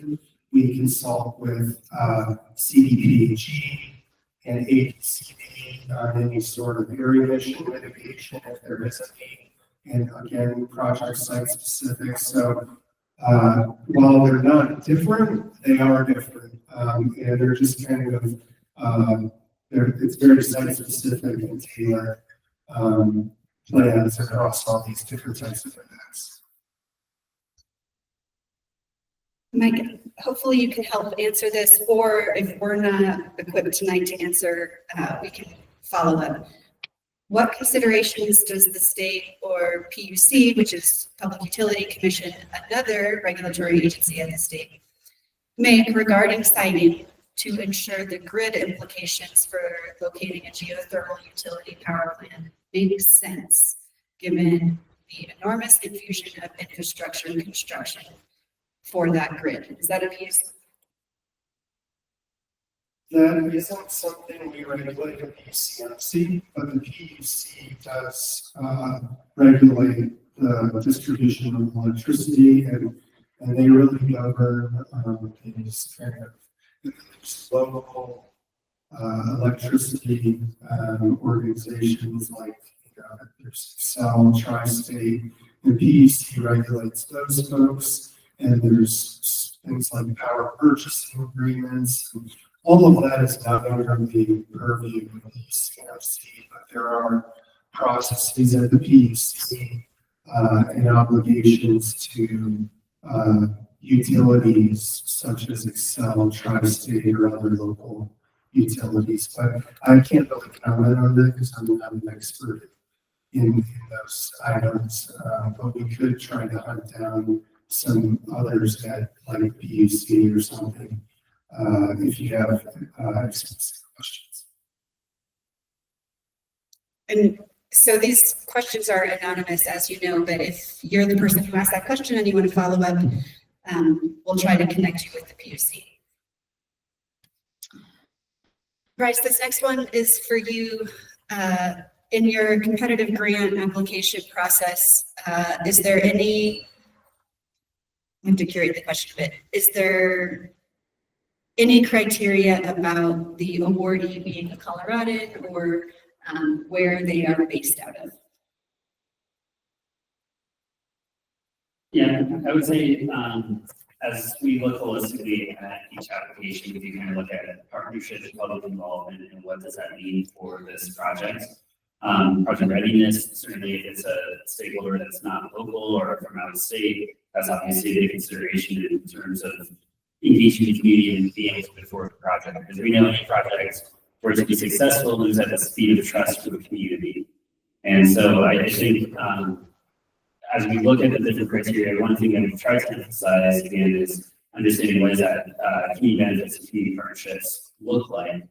And I've seen some of the questions as well. I'll just acknowledge, we, our selection committee did understand, we did receive feedback. We saw that there was some mismatch with the community that did impact scoring. And so for the award that we did get, it actually was half an award from what was asked from their application. So I think, as we look at any application, it's technical merit, it's also, again, the community engagement merit, how ready it is. We look at a variety of factors. And so I think for any of these projects, that's all considered as part of this process. Max, I'll cue you up that this might be a question for you. It's not a question for us at the table here. Here's the question. Is there anything the state can require for projects like this regarding providing temporary housing? Can the state require contracts be preferentially awarded to locally registered companies? We ask because research shows that projects like this could bring in hundreds of construction workers, contributing to the housing crisis. I can't speak for the governor's office, but affordable housing is certainly a top priority for the governor. And not sure, I work with them, but I'm not remembering the name of that agency right now. I can follow, if you're the person who asked that question, find me afterwards and I can put you in touch with the folks at the state investigating affordable housing. And then Miles, is there any, no, okay.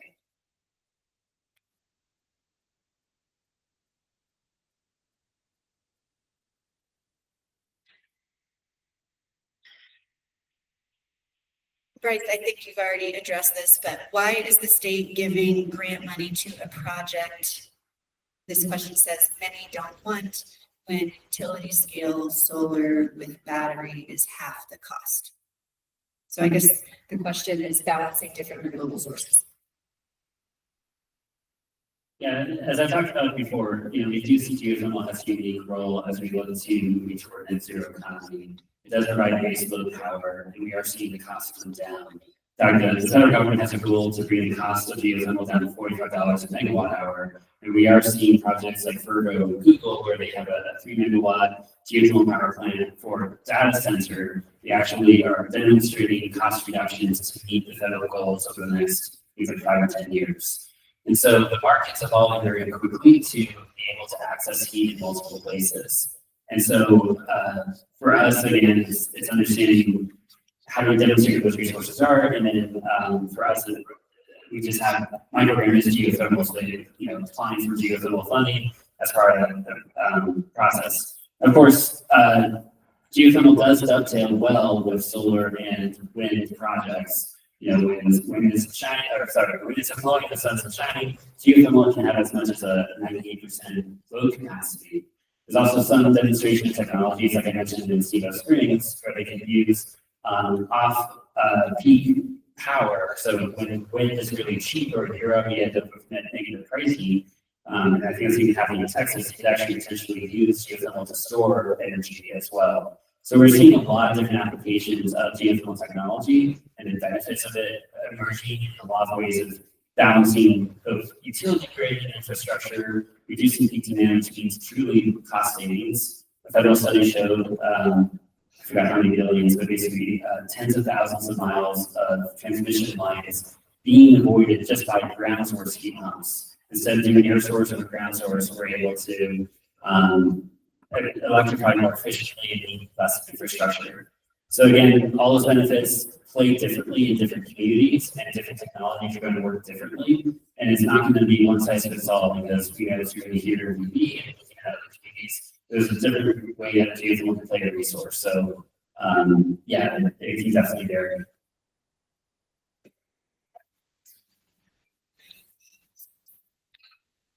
Next question is two-part for you again, Bryce. Can you describe what happens if you don't end up just dispersing these grant monies? Can they be reallocated to another competitive grant? And then the second part is, has any of the grant for this proposed project been allocated yet? Yeah, so first and foremost, we do have our second funding round is in its review phase right now. So we're doing applications and we'll be doing selections very soon. We also have opened up our third, and what we're saying is likely our last round of the geothermal program, grant program. We're aiming to provide awards and send out by the middle of this year. We are looking at projects that have not moved forward or other funding, and so we said that this third round is at a minimum of $500,000 award. That's likely to potentially go up to $2 million depending on projects as they withdraw if they're unable to move forward in contracting. I'm sorry, what was the second question? Has any been Yeah, for non-princeton specifically, has there been any reimbursements now? And again, the scope of work that was awarded is tied to a test well, which needs permitting first to be able to proceed. Miles, I'll cue you up. The question is, you have documented expertise and the state staff,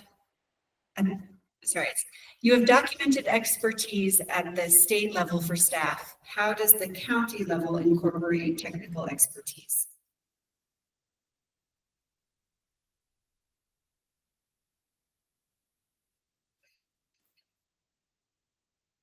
Thank you. So part of the county's permitting processes allow for the county to retain independent consultants or consultants to review these materials for the county. So if the county does not have, say, an expert on staff that can ascertain whether or not they meet the requirements for the geotechnical hazards or the soil safety or the water quality or the wildlife, any of those specific issues, the county can retain its own consultant at the expense of the applicant.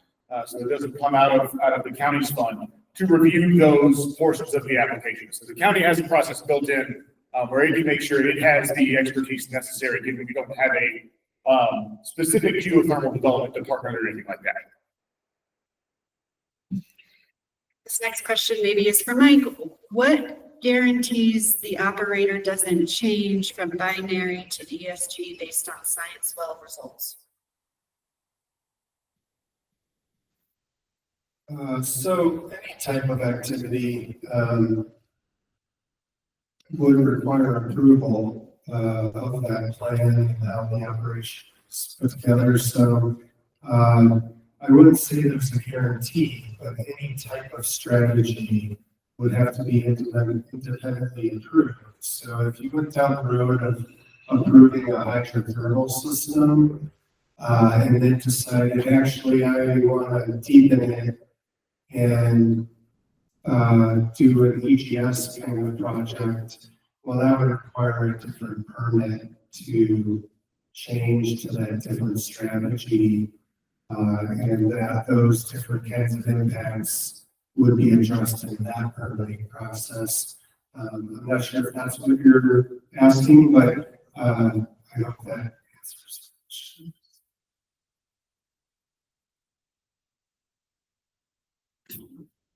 For context, we have 7 remaining questions and we're here formally till 7:30. So keep using the QR code if you want to put in questions, and then we're willing to continue offline too. Okay, next question. Where does the economic impact to a tourism-based community factor into the decision-making paradigm? It factors in throughout. During our permitting process, the public comment impacted communities absolutely can participate. I don't know, Miles, if you want to, at the local level.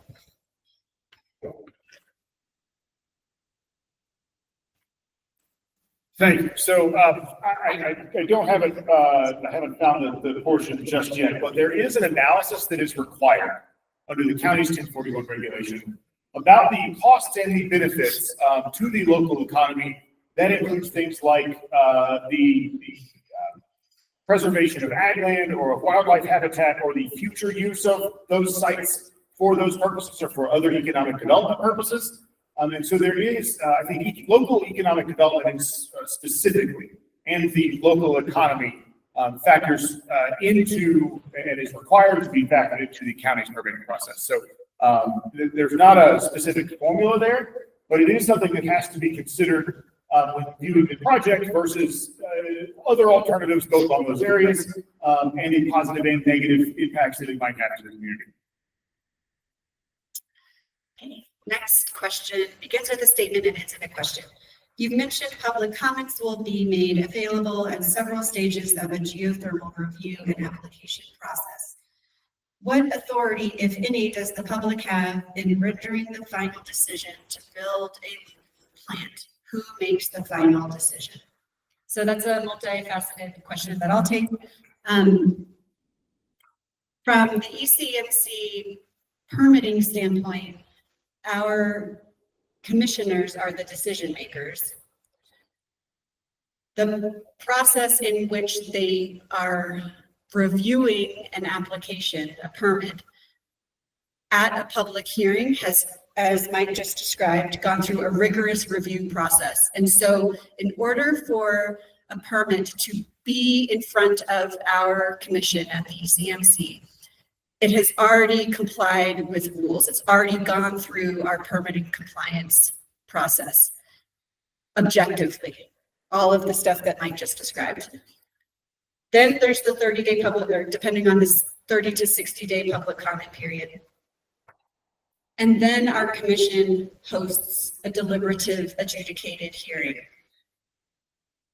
In that public comment period, there's also an opportunity for what statute calls a 511 public comment hearing, which is a formal opportunity for the community to present their comments to the commission prior to the semi-adjudicated hearing. Then at that hearing, there's also opportunity for public comment. Ultimately, our commissioners are making that decision, and it factors in all factors. So what's in front of them has already complied with the rules, and then they are the subjective decision makers.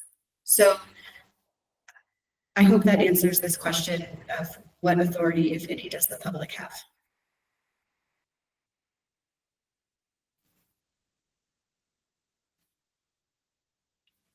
One thing I just want to add, in addition to authority, I think there's also opportunities for community benefit agreements. So the developer could say, hey, there's X impact, we could do Y. And so as part of any development process, there is opportunities for engagement. So even outside of a decision, there could be concessions made throughout the process. And so, I just think it's worth emphasizing. You're looking at the commissioners, the ECMC, their process. You're looking at the water questions and process.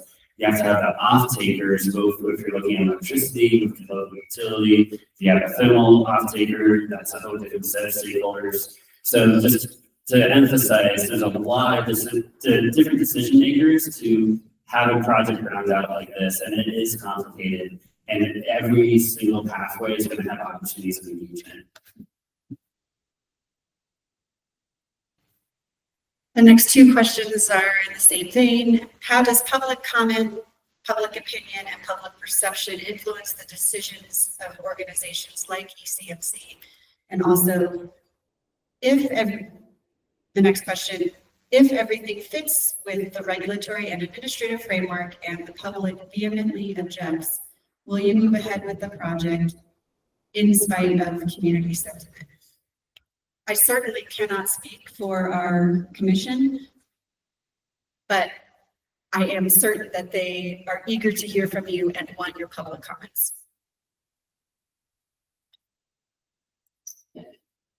One moment.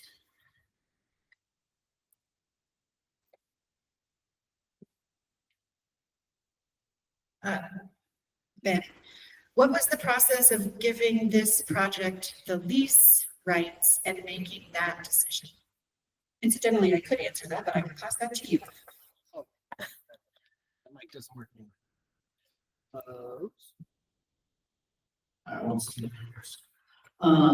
There's the process of evaluating almost any lease at the state land board is that we receive an application from an applicant. Staff reviews that application, and in the case of geothermal, we've had our board has delegated or have very limited staff authority to issue these. So that means that we, as staff, bring it before our board, present them with the information about the lease, and ask them if they'd like to approve this lease or not. And in this case, they were at least. Hopefully that answers the question.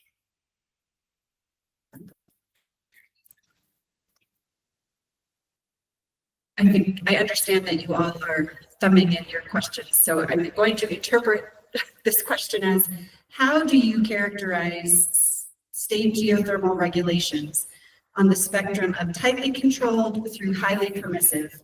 I'm happy to answer that, but I think Mike should. I would say we have very protective regulations, which and focused on the protection of public health, safety, the environment, wildlife resources, and then the aspect of water use is defending water. That's codified into our constitution, and they have their processes to protect water users. So I would say it is very much not highly permissive, and there's a lot of checkpoints along the way to protect public health and our resources. How do you expect geothermal regulations to change over time? I've noticed that regulations can change significantly as policy changes. They can change, but I will say in Colorado, the rulemaking process is quite extravagant process. It's not something that happens overnight.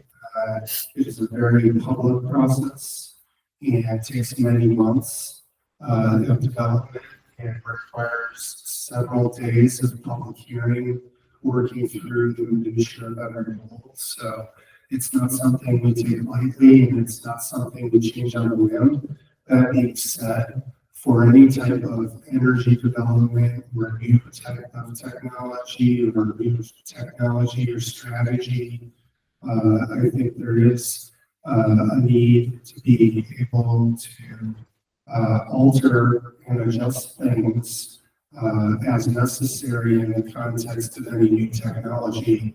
But that process is not, it's not a simple process, and one that is very much includes the public and stakeholders, and any change is taken very seriously at the state, and it's a very extensive process that, you know, I've personally worked on, and it's not, it's complicated, and it takes a lot of effort on our side, so, and it involves really everybody we can, so, we should be able to adjust regulations as new technologies occur to ensure we're staying to our mission, but it needs to be done through the protective rulemaking process established in our law. Miles, if the county hires a consultant, what protocols are in place to ensure we don't have a conflict of interest? For instance, if the consultant is paid by the applicant, it appears a conflict is inevitable. What measures, you can read this if you want, what measures keep the consultant isolated from the outcome? So the county has exclusive authority to hire its own consultant for this, and then the bill is ultimately submitted. So it is not the applicant that is selecting the consultant or paying the consultant directly. This would be the applicant having to reimburse the county for the expenses of the consultant that the county itself selects.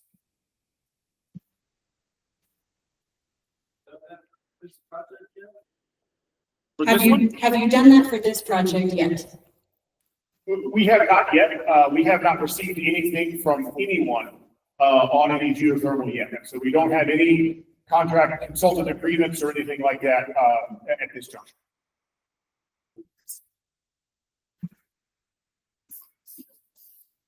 I just wanted to add, in terms of the grant making process, we were very thorough in terms of conflicts of interest with our consultant, making sure our technical reviewers have no conflict of interest with this project as part of the review project.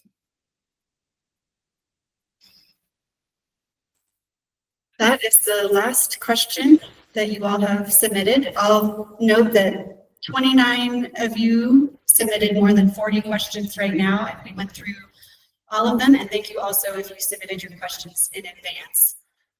We'll linger for a little bit. And I also highly encourage and request that you use the other QR code on your agenda to tell me. I will be the recipient of that survey. Answer the survey and tell us what you think about hosting a community event like this.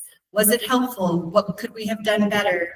I really would like to hear from you so that we can continue to make this as engaging and inclusive a process as possible. I'd like to thank our panel again. Thank you. I think with that, say again. Yes. I talk about the maps on ECMC. And ECMC got knowledge that we paid for Colorado Geological Survey. Listed 3 other places more beneficial for geothermal in the state. Mostly the Trinidad Basin, by sea, out by Grand Junction, and the Colorado campus border. So I just wanted to, are those being weighted more than should be? I don't think it's a matter Can of you repeat the question? Yes, so in our resource study, there was numerous areas around Colorado potential are the ones that were listed higher in the Arkansas Valley being weighted more. I don't think it's a matter of weighting more because, but the per mapping and efforts with the CGS were meant to be baseline, take all the data that is around the state, make it accessible to the public, all the data that is now publicly available that was used in that study, and synthesize the data into maps to make it maybe more easily understandable. I find that as a first step in understanding the resources, and more work needs to be done really in all these areas across the state. So it was really a first step in identifying what potential does Colorado have, given the data we do have, and really just saying that more work needs done and not necessarily weighting any particular area over one another, but just identifying where maybe the interpreted highest potential may be. However, once projects are, let's say, drilled in different parts of the state, that data may be refined, more may become known, and other areas may become known as areas of the highest potential. But I view that study as, like I said, kicking off point of understanding how geothermal and its potential could occur here in Colorado, and not necessarily a data-driven weighting of different areas.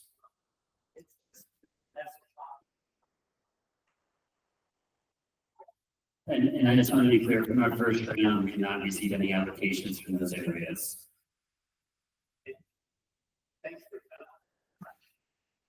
So thank you for joining us tonight. Thank you for letting us visit your beautiful community. A few of us are staying the night, and I look forward. If you have dinner recommendations, tell me. I'll go to that restaurant tonight. Thank you. Thank you.